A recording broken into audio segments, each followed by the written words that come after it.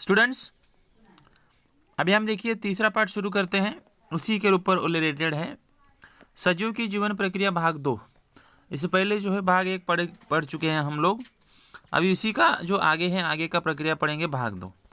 जैसे कि हमने देखिए अध्ययन किया था कि पोषण, श्वसन, रक्त परिसंचरण, उत्सर्जन, संवेदन, संवेदनशीलता, वृद्धि, ये सब हम लोग पढ़े से। उसके साथ साथ देखिए इन सजीवों के साथ साथ देखिए कुछ जीवन प्रक्रिया ऐसी होती है जिसमें वो होता है प्रजनन।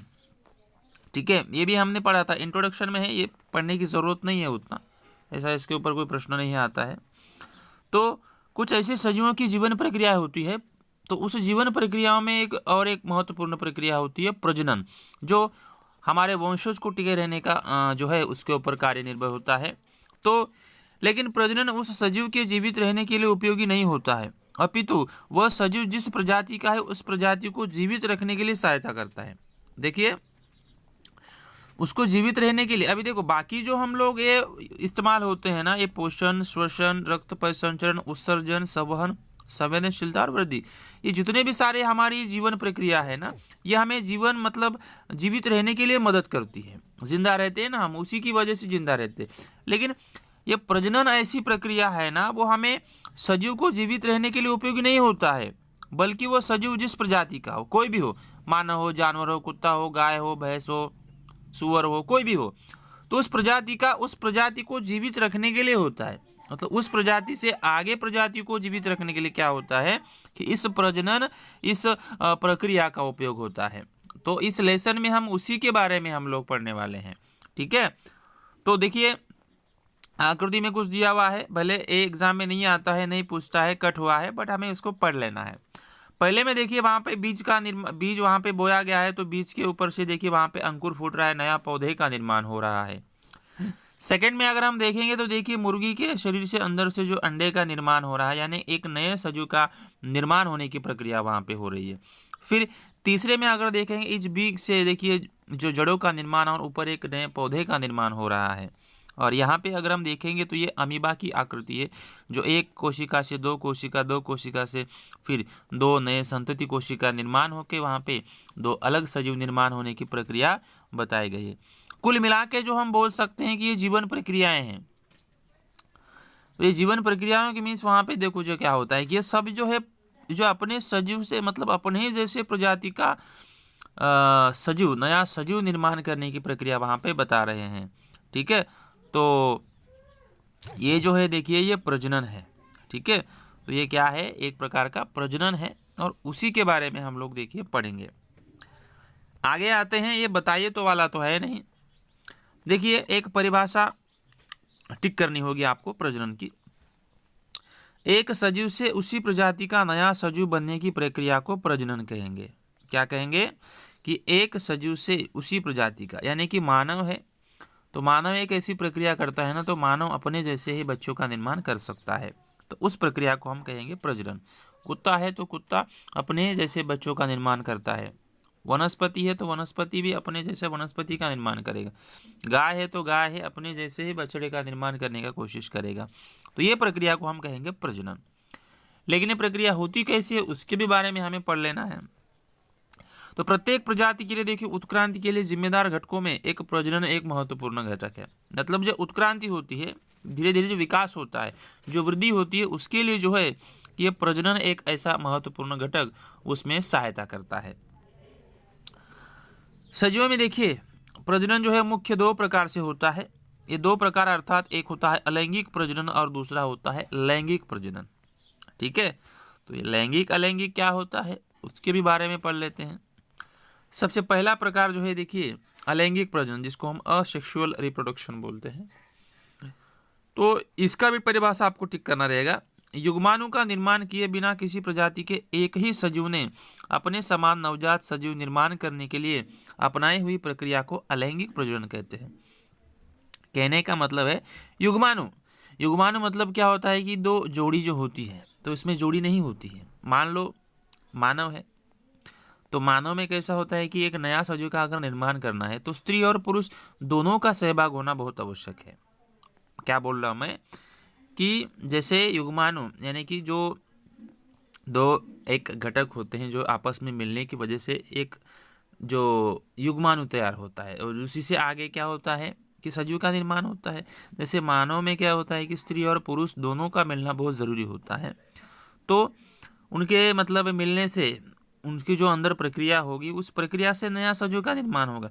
लेकिन अलैंगिक में ऐसा नहीं होता है, युग्माणु का निर्माण वहाँ पे होता ही नहीं है, यानी एक ही सजीव से, चाहे वो स्त्री हो सकता है चाहे वो पुरुष हो सकता है, तो जिससे वो सजीव का निर्माण होगा और जो भी वो प्रक्रिया अपनाएंगे उसे हम कहेंगे अलैंगिक प्रजनन। तो उसमें दो भिन्न कोशिकाओं के संयोग के बिना यह प्रजनन होता है। तो देखिए सजीव के निर्माण के लिए क्या चाहिए, कोशिका चाहिए, तो वहाँ पे दो भिन्न कोशिकाओं के सहयोग के बिना है, तो दो कोशिका रहेगी ना, तो अलग ही रहेगी, उसका संयोग नहीं होगा, आपस में जुड़ेंगे नहीं, तो बिना आपस में जुड़े वहाँ पे क्या हो जाता है, नए सजीव का निर्माण वहाँ पे होता है। इसलिए नवजात सजीव बिल्कुल मूल जैसे सजीव के ही जैसा होता है। इसलिए अलैंगिक प्रजनन में जितने भी सारे सजीव वहाँ पे तैयार होते हैं ना, वो बिल्कुल ही क्या हो जाते हैं, सजीव के जैसे समान ही होते हैं।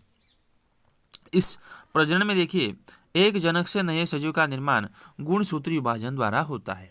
तो ये जो एक जनक से जो सजीव का निर्माण होगा ना, वो गुणसूत्री विभाजन द्वारा होता है। गुणसूत्री विभाजन मीन्स जिसमें गुणसूत्रों का विभाजन होता है और उसी के माध्यम से ये अलैंगिक प्रजनन में सजीव का निर्माण होता है। जननिक विचरण का अभाव यह अलैंगिक प्रजनन की हानि है कि तीव्र गति से होने वाला प्रजनन और इस पद्धति का लाभ है। हानि क्या है, देखिए जननिक विचरण, जननिक विचरण मतलब जो जनक और संतान होते हैं ना, उसमें उतना फर्क दिखाई नहीं देता है, वो जैसे का वैसे होता है, लेकिन ये तो हानि हो गई, लेकिन मतलब उनके लिए वो हानि लगता है। तो तीव्र, अभी उसके बाद में क्या है कि ये तीव्र गति से होने वाला प्रजनन है। तीव्र गति से होने वाला प्रजनन इसका लाभ है, मतलब जैसे मानव में कैसा होता है, संतान निर्माण होने के लिए 9 महीने लगते हैं, लेकिन अलैंगिक प्रजनन में क्या होता है कि उतना समय नहीं लगता है, उससे भी कई कम समय लगता है। इसके लिए ये तीव्र गति से होता है और जल्दी जल्दी होता है, तो ये उसका एक फायदा है। ठीक है, तो ये अलैंगिक प्रजनन का ये मतलब एक परिभाषा हो गया कि युग्माणु का निर्माण किए बिना, यानी कि दो भिन्न कोशिकाओं के संयोग के बिना, दो मतलब जो सजीव है ना, दो सजीवों के संयोग के बिना ही देखिए वहाँ पे क्या हो जाता है, एक कोशिका का निर्माण होता है और उसी कोशिका से नया सजीव का निर्माण होने लगेगा, तो उसे जो है हम क्या कहेंगे, अलैंगिक प्रजनन। ठीक है, उदाहरण की तरफ आते हैं। तो अभी हम देखते हैं, देखिए एक कोशिका सजीव में अलैंगिक प्रजनन, जो एक कोशिका वाले होते हैं। एक कोशिका मतलब अब हम देखेंगे, देखिए यहाँ पे अमीबा है, ये पैरामीशियम है, देखिए नीचे अगर हम देखेंगे, और लास्ट में देखिए ये यूग्लिना है। ठीक है, तो अभी देखिए ये अमीबा पैरामीशियम यूग्लिना में हम सबसे पहले देखिए अमीबा में, ये अमीबा का देखिए कोई आकार नहीं होता है, बीच में देखिए उसका केंद्र कोशिका है। उस केंद्र कोशिका में देखिए जब उसको पोषक पदार्थ मिलेंगे, भोजन वगैरह जो भी पोषक पदार्थ मिलेगा, तो अपने एक कोशिका से देखिए दो कोशिकाओं में विभाजन करने का वो कोशिश करेगा।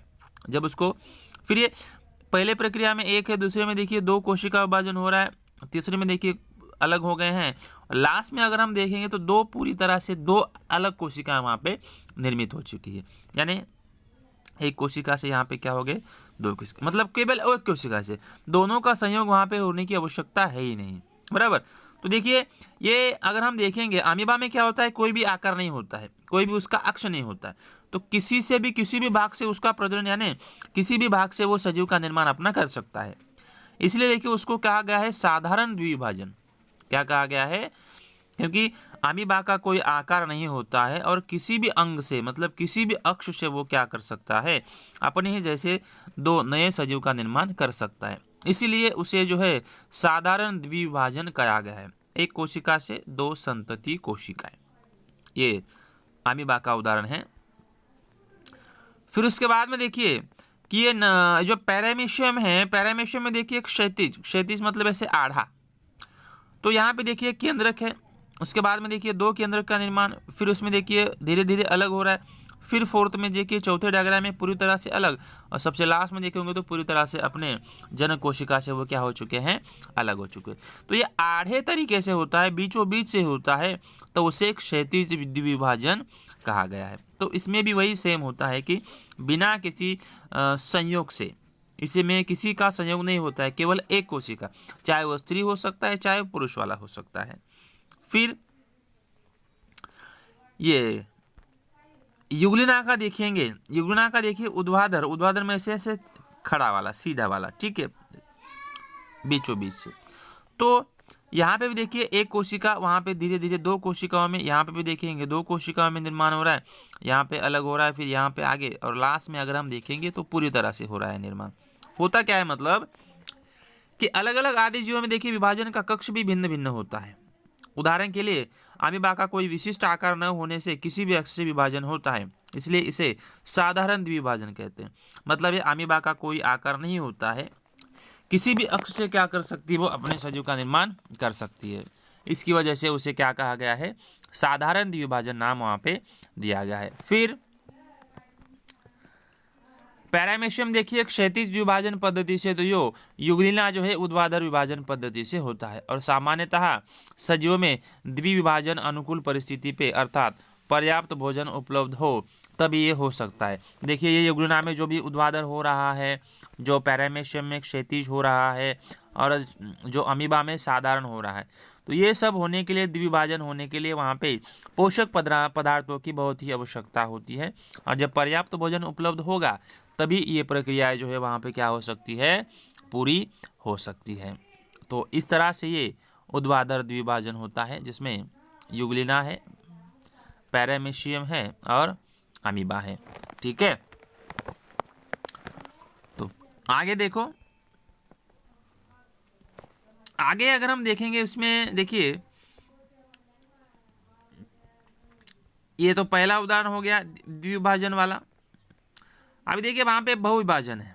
बहुविभाजन में होता क्या है कि देखिए अमीबा और उसके समान एक कोशिकाएं आदि जीव प्रतिकूल परिस्थिति में बहुविभाजन पद्धति से अलैंगिक प्रजनन कर सकते हैं। अभी यहाँ पे 1 से 2 का निर्माण हुआ था, लेकिन यहाँ पे बहुविभाजन में क्या होगा, मल्टीपल फ्यूजन बोलते हैं। मल्टीपल मीन बहुत ज्यादा, 1 से ज्यादा। तो ये अमीबा में होता है। जिस समय अपर्याप्त भोजन या अन्य प्रकार की प्रतिकूल परिस्थिति का निर्माण होता है, तब अमीबा कूड पाद तैयार नहीं करता और अपनी हलचल को रोक देता है। वह गोलाकार हो जाता है और कोशिका पटल के चारों ओर एक कठोर संरक्षण आवरण तैयार कर लेता है, और इस आवरण युक्त कठोर संरक्षण को पुटी कहते हैं। पहले पुटी के अंदर सिर्फ केंद्रक का कई बार समसूत्री विभाजन होकर अनेक केंद्रक का निर्माण होता है। उसके पश्चात कोशिका का विभाजन होता है और अनेक छोटे छोटे अमीबा वहां पे तैयार होते हैं। जब प्रतिकूल परिस्थिति है तब तक वह पुटी में ही रहते हैं। जब अनुकूल परिस्थिति में पुटी का आवरण फट जाएगा और उसमें से कई अमीबा शिशु वहां से क्या हो जाते हैं, मुक्त हो जाते हैं। वो किस तरह से, देखिए वहां पे बताया क्या गया था कि ये जो कोशिका है, जनक कोशिका, उसका देखिए कोई आकार नहीं है, तो उसमें देखिए एक केंद्रक कोशिका है। उसके बाद में क्या होता है कि जो पहले हमने पढ़ा था कि एक कोशिका से सीधा वो क्या कर देता है, अपनी हलचल करके एक कोशिका से वो 2 कोशिकाओं में रूपांतर कर देता है। यहाँ पे हमने पढ़ा था एक कोशिका से 2 में, क्योंकि वो द्विभाजन था। लेकिन होता क्या है कि यहाँ पे वो क्या कर देता है पता है, केंद्रक अपनी हलचल को रोक देगा, कोई भी हलचल नहीं करेगा, और तुरंत जो है अपने बाजू में क्या करेगा, एक पुटी तैयार करेगा। पुटी, ये जो नीला वाला दिखाई दे रहा है ना, ये पुटी है। पुटी, पुटी मीन्स क्या होता है, एक संरक्षण कवच है। जो अंदर कोशिका निर्माण हो रहे हैं ना केंद्रक से, वो बाहर नहीं आ पाएंगे, क्योंकि अपनी हलचल को उसको रोक देना है। इसलिए तुरंत अपने शरीर के बाजू में क्या करेगा, एक कवर करेगा। ठीक है, जिसको हम पुटी कहते हैं। फिर तीसरे डायग्राम में अगर हम देखेंगे, देखिए केंद्रक और कोशिका द्रव का धीरे धीरे देखिए विभाजन हो रहा है। कितने सारे केंद्रक देखिए वहां पे निर्मित हो रहे, लेकिन वो बाहर नहीं आए। तो जैसे प्रतिकूल परिस्थिति हिसाब से उसमें बहुविभाजन करना है ना, बहुत सारी कोशिकाओं का विभाजन करना। तो जब ऐसी एक अनुकूल परिस्थिति आएगी, तो उस अनुकूल परिस्थिति में वो क्या करेंगे पता है कि तुरंत जो है उसका जो आवरण है, वो जो पुटी वाला आवरण है, तुरंत जो कि क्या हो जाता है, अनुकूल परिस्थिति में फट जाता है।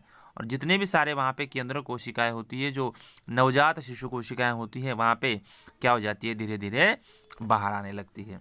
तो इस तरह से देखिए अमीबा में क्या होता है, विभाजन होता है। फिर तीसरा देखिए मुकुलन। मुकुलन के लिए देखिए वहां पे एक प्रैक्टिकल बताया गया है कि प्रैक्टिकल में देखिए क्या होता है कि बाजार से देखिए एक्टिव ड्राई ईस्ट पाउडर लेना है, 50 मिलीलीटर गुनगुना पानी, और उसमें 5 ग्राम ईस्ट पाउडर और 10 ग्राम शक्कर मिलानी है। और 1 घंटे के बाद उसी मिश्रण को देखिए क्या करना है, एक स्वच्छ कांच पट्टी पे लेके आपको प्रैक्टिकल करना है। ये मतलब जो ईस्ट पाउडर होता है ना, ईस्ट पाउडर, ईस्ट मतलब जो पाव बनाने के लिए इस्तेमाल करते हैं, तो वो लाके प्रैक्टिकल करना है। उसमें गुनगुना पानी और शक्कर डाल के प्रैक्टिकल करना रहेगा। तो होता क्या है देखिए, अगर कांच पट्टी में देखेंगे तो सबसे पहले देखिए कुछ इस तरह से आपको दिखाई देगा एक कोशिका, फिर धीरे धीरे देखिए उभार होता हुआ निर्माण दिखाई देगा, फिर तीसरे बार में देखिए एक नया मुकुल अलग से होकर वहाँ पे तैयार होता हुआ दिखाई देगा, फिर धीरे एक एक करके वहाँ पे जनक शिशु मतलब कोशिकाओं की संख्या वहाँ पे क्या होने लगती है, बनने लगती है। तो इस तरह से ये मुकुलन वाली प्रक्रिया अगर हम कांच पट्टी पे देखेंगे, जब प्रैक्टिकल करके देखेंगे तो और स्पष्ट रूप से पता चलेगा। होता क्या है कि आपने किण्व कोशिका मुकुलन करती हुई दिखाई देगी, अर्थात अनेक किण्व कोशिकाओं को एक छोटा सा उभार दिखाई देगा। मुकुलन पद्धति से अलैंगिक प्रजनन होता है। मुकुलन में एक दूसरे को जुड़कर वो क्या कर जाते हैं, आगे अपना अपना अस्तित्व बनाए रखते हैं। किण्व कोशिका मुकुलन पद्धति से प्रजनन करने के लिए समसूत्री विभाजन द्वारा दो नवजात केंद्र का निर्माण होता है। तो देखिए वहां पे क्या होगा कि एक से देखिए वहां पे दो नवजात केंद्र का निर्माण होगा, फिर उसी से और इसी कोशिका को देखिए हम जनक कोशिका कहते हैं, मतलब ये वाला जो शुरुआत में मिलता है, और इस जनक कोशिका का एक छोटा सा उभार आता है और यह उभार जो होता है अर्थात मुकुल होता है। तो सेकंड डायग्राम में देखिए धीरे से देखिए आगे वो बढ़ रहा है, तो इसका एक उभार है। दो नवजात केंद्रों में से एक केंद्रक मुकुल में प्रवेश करेगा और मुकुल की पर्याप्त वृद्धि होने पर बाद वह जनक कोशिका से अलग हो जाता है और स्वतंत्र नवजात किण्व कोशिका के रूप में बनने लगता है। तो यहाँ पे पहले कोशिका है, फिर बाद में देखिए उभार निर्माण हो रहा है, फिर बाद में धीरे धीरे सभी लोग जो है एक दूसरे से क्या हो रहे हैं, अपना स्वतंत्र अस्तित्व वो बना रहे हैं। तो बी प्रैक्टिकली जब हम करेंगे तो ऐसा किण्व जो है कांच की पट्टी में सूक्ष्मदर्शी में ऐसा उभार निर्माण होता हुआ हमको दिखाई देगा, जो ये ईस्ट पाउडर के हिसाब से वहाँ पे आपको दिखाई देगा। ठीक है, तो ये मुकुलन वाली प्रक्रिया है जो किण्व में पाई जाती है। तो ये केवल एक कोशिका वाला था। एक कोशिका में अगर हम बात करेंगे तो देखिए मुकुलन प्रक्रिया रहेगी, बहुविभाजन प्रक्रिया रहेगी, और पहली जो है वहाँ पे क्या रहेगी, द्विविभाजन पद्धतियाँ। तो ऐसी एक कोशिका में आपको द्विविभाजन, बहुविभाजन और मुकुलन ऐसी तीन प्रक्रिया जो है आपको अलैंगिक प्रजनन में पढ़ने को मिलेगी। उसमें कुछ डाउट रहेगा तो आप मुझे पूछ सकते हैं।